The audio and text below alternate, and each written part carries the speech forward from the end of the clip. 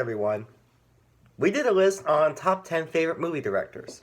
We did a list on top 10 favorite movie actors. There's only one thing left we have to do. My top 10 list of my favorite movie actresses. What else? Now, for those wondering, am I going to do a list of my favorite female movie directors? No. Why? Because that count. I never said that doesn't count for my favorite. Even though my list of favorite movie directors only had male directors in it, that's because I could only find my favorite male directors. I couldn't find any favorites that are female, so don't call me sexist. That's the part of the list, so that counts. I'm not doing a list of my favorite female movie directors.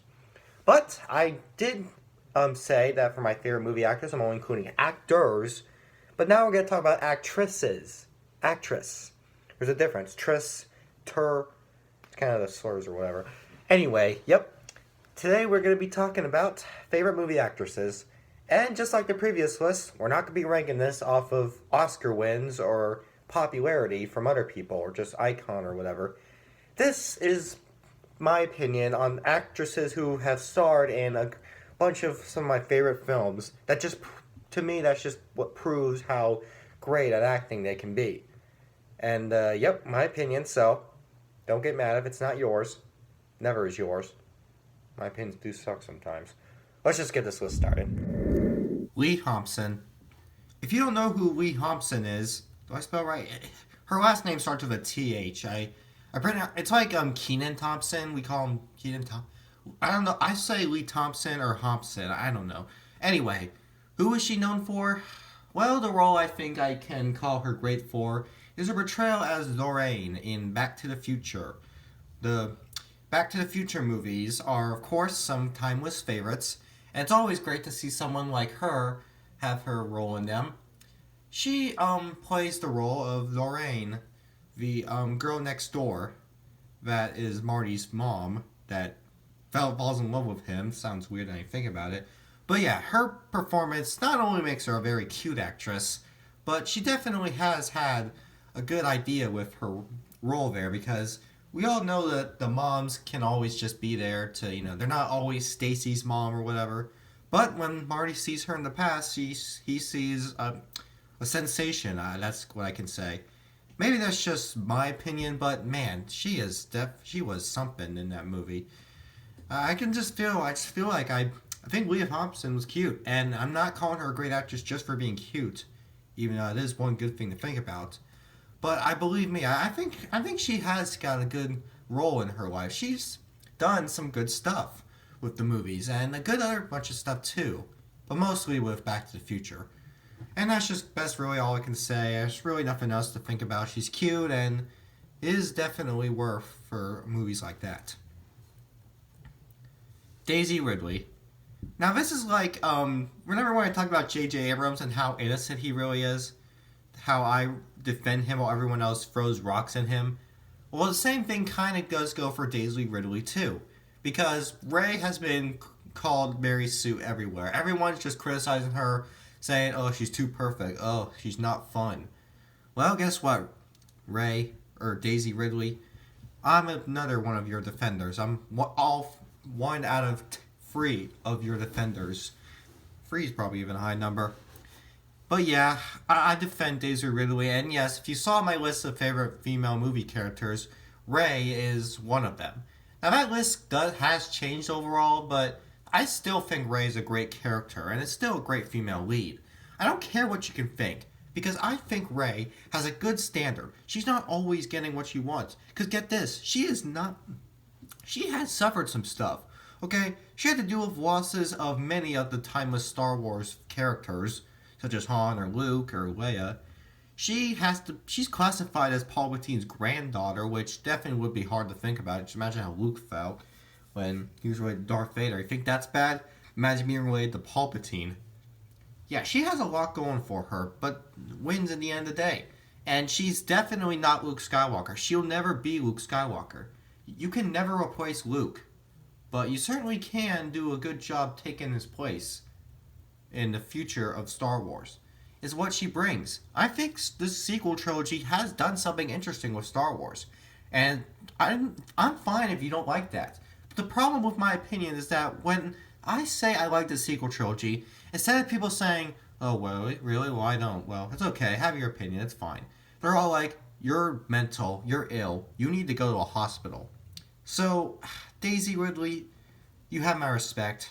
Even though no one else does, I think I deserve to respect you more. You've done a lot of great stuff. Don't listen to what other people say to you. Listen to the positives, not the negatives. Just think of that. Joan Cusack. So, how does Joan work? Joan Cusack may not look the prettiest, like in this picture. I'm actually not gonna lie, kind of looks creepy. Regardless, though, she has a good type of idea in her mind. There's not much I can say about Joan Cusack. I just found a bunch of movies she starred in that were mostly workable. I think what suits her to this list is her voice of Jessie in the Toy Story movies. As you could say that's just what put her on the list, so maybe it is. Hasn't had that much of other stuff. I mean, she had some okay stuff, but that's kind of the main reason she's on the list. But to be honest, it is a nice voice she gives. I know you could argue there is another voice that, for most parts, at least in the second film, but I think Joan Cusack has a good way up there. But this list was really hard to put together because a lot of the actresses I chose or like I found are not popular ones that I know for many other stuff, and this is definitely one of them. She's not a popular actress, but I found her on the list. I found enough movies to count her. So this is Joan Cusack, a decent actress who I guess does work fine. And maybe I should see some of her more movies. Maybe that'll help. Marisa Tomei. Okay, let's get back to some cuteness. Here is Marisa. Okay, I didn't need to pronounce Marisa Tomei. I'm gonna have to look her name up again. Anyway, this actress has definitely had a lot more roles than just one. She starred in classic movies like My Cousin Vinny, if you heard of that. But one of her more recent works of art is when she portrayed Aunt May in the Spider-Man movies. I actually think her Aunt May is a lot better. Not because she's hotter, I can't stand thinking of that, but it's because she's more accurate of an aunt. She's more of a lighthearted aunt. She's not too lighthearted like the original one, nor is she too bossy like the Amazing Spider-Man one. She's the simple aunt who's considered the girl next door by everyone, including Iron Man, and just acts like an aunt. She seems to do a best job acting like an aunt. She doesn't act like a grandma or a mom, like I said. Like I think in the original Spider-Man movies, while I enjoyed Aunt May, she acted more like a grandma than an actual aunt, I'll have to say. And the Aunt May in the Amazing Spider-Man movies, I actually was not a fan of. She's more mom-like, and that seems to not have been a good thing for most of her role. With this Aunt May, though, she's an aunt. Like, come on. I may have a different opinion on aunts, but she works fine. And okay, I'm gonna say this right now. Look, you can mute if you want. Mute until you see the next entry, but this is a big spoiler for No Way Home. So if you haven't seen No Way Home, then mute the rest of this until we get to number 6. All right. Okay. It was very heartbreaking hearing Aunt May die in No Way Home because I think this is the first time an Aunt May died in Spider-Man movies. I mean, sure there was that one little Aunt May death into the Spider-Verse, but that was an acknowledgement. That was different than what it is now. This death was really heartbreaking because we all loved this aunt because she was an aunt. She was a good one too. And so I guess she's got to live on without her, but man, she had a good career up her sleeve, and the Spider-Man movies is a great example, but yeah, there definitely are a lot of movies she can work well in. It's just Spider-Man's a good example. Probably the reason she's on here. Liv Tyler. Okay, this is another one I probably need to look up the name again if I pronounce the name wrong. Anyway, how does Liv Tyler hold up? What is her main role in life? To be in the Lord of the Rings movies. That's who I remember her as. Now, this is going to sound weird, but despite me calling Lord of the Rings movies my third favorite franchise of all time, there are some names I didn't remember. It's actually one of the more recent movies I first saw that is considered one of my favorites of all time.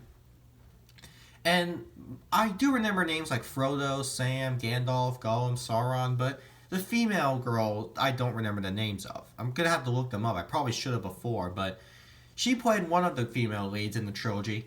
There are only like 2 main female characters in the Lord of the Rings films, and she was one of them. Liv Tyler does put a good role. Every actor and actress puts a good role in the Lord of the Rings movies. There's really nothing else I should say that hasn't already been said about how legendary and timeless these films are. So all I can say now is Liv Tyler lives on as a great actress for roles like that. Annie Potts. Well, wonder what she has in her sleeve. What is Annie Potts known for? Annie Potts is known as some in most roles, at least. One that I found that put her on this list was when she was in the Toy Story movies as well. Yep, I'm counting that. Her role in the Toy Story films when she was Woody's Bo Peep or whatever. That was her role. She was in all of the movies except the third one. They just cut her out of the third one. But then, I guess when Disney and Pixar realized, oh man, people really seem to miss her, they brought her back for Toy Story 4. That's what they did. Anything else Annie Potts is known for? A lot of stuff. One role I can, I guess, acknowledge that's great was when she was in the Ghostbusters films. And yes, I know I've said how much I love those movies, but believe it or not, despite her role being some sort of a big one, it wasn't a big starring role. So that's not really what put her on the list. She was great in that movie, definitely, but I'll acknowledge it. It's not part of her movie career, in my opinion, but she did have a great role in that, and she was great in it, so I'll say that. May have not been a starring role, but was at least some good role. And with that all said, I think Annie Potts will always be a nice, fine director. What am I doing? I am horrible at this job. She'll always be a nice, fine actress in everything she's in, but mostly with the Toy Story and Ghostbusters movies. Zendaya. So, let's talk about Zendaya. Now, I'm actually going to talk about this real quick.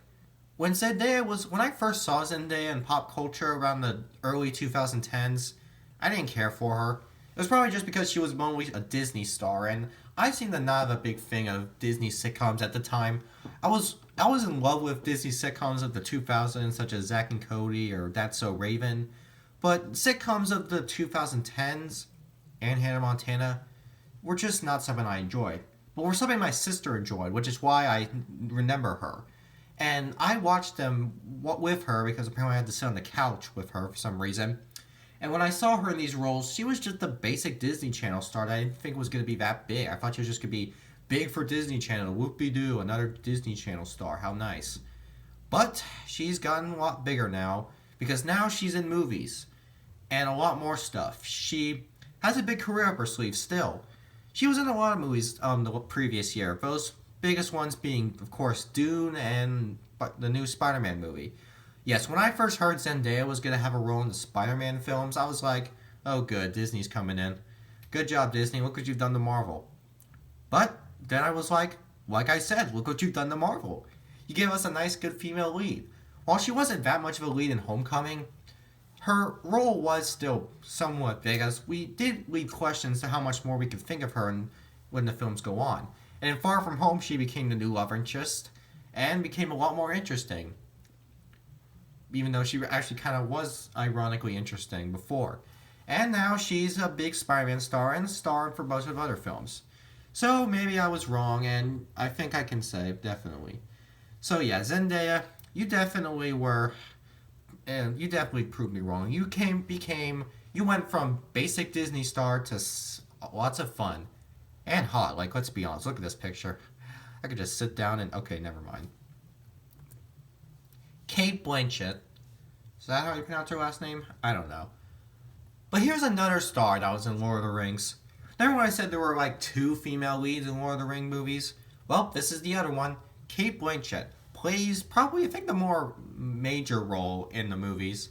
Again, I don't remember the names of the characters. I probably sound like a horrible fan for that, but I think that Cate Blanchett had the better role in the movies.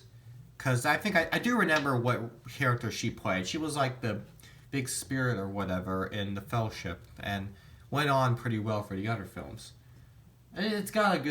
She has a great role in that. And you know what? I think she's done great for a bunch of other stuff too. She's more popular than Liv Tyler is, I'll say that. Maybe that's why she's here. But yeah, again, I don't really have much to say since I've my research on the female characters in these movies are not that great. I'll do some more research later, but for now, let me just say, Cate Blanchett's a nice star, even though it's not a name I remember. It's a character I remember, just not a name I remember. Scarlett Johansson. Now, if you were watching my channel for a lot, all the way back in 2019 when I first started with this new idea, you remember my list of, I do not like saying this, my list of hottest female actresses. I made that list because I thought it'd be fun to do, but it seems people are just think I'm weird now, and I sure fine, but look, I still think Scarlett Johansson's hot. That's my opinion. But yeah, in other terms, she's a great actress. So, in other terms, not just by cuteness, she's overall a great actress. I personally feel like she has the greatness of actress in her. With mainly her role as Black Widow, we all know Black Widow, right?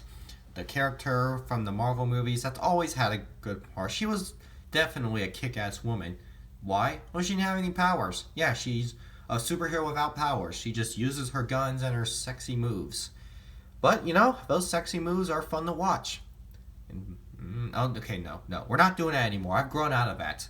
Should not even have to acknowledge that list. I probably should delete that list, but I've already deleted a bunch of videos from my past, and I think I've deleted enough cringy stuff. I'll just leave that one cringy thing in.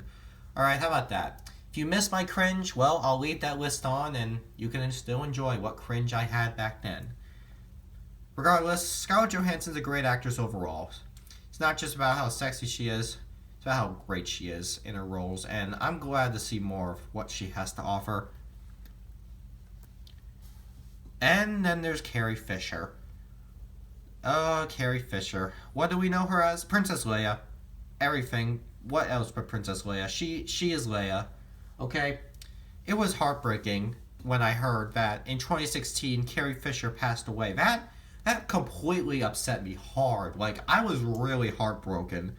Carrie Fisher was she is a legend in Star Wars. She's kind of even a legend in a bunch of other stuff she was in. But man, I was devastated to hear that news. And I'm still kind of devastated to this day. I mean, I call Carrie Fisher my all-time favorite actress, and she's gone. That's just sad to think about. And yeah, I probably should have gone over. It's been already 5 years, but look, man, I think Carrie Fisher is that great of an actress for all of his fun portrayal in Leia and a bunch of other stuff. So yeah, she's just the Tom Hanks of actresses, in my opinion. That's just it. She's not better than Tom Hanks, but she's the best when it comes to actressing. Is that right? No, she's acting well in her the female lead of actresses, to my opinion, goes to Carrie Fisher. And I hope, I don't know what Carrie Fisher's doing up in heaven right now, but if she's looking at me, she probably isn't, but if she is, I just want her to know she will remain my favorite actress of all time. And even if that does change, I'm still leaving her in the list. And I'm still going to acknowledge her the same way because of how much of a legend she really is. She is Leia. If I ever see a origin Star Wars movie like Solo where to replace her, I'm suing.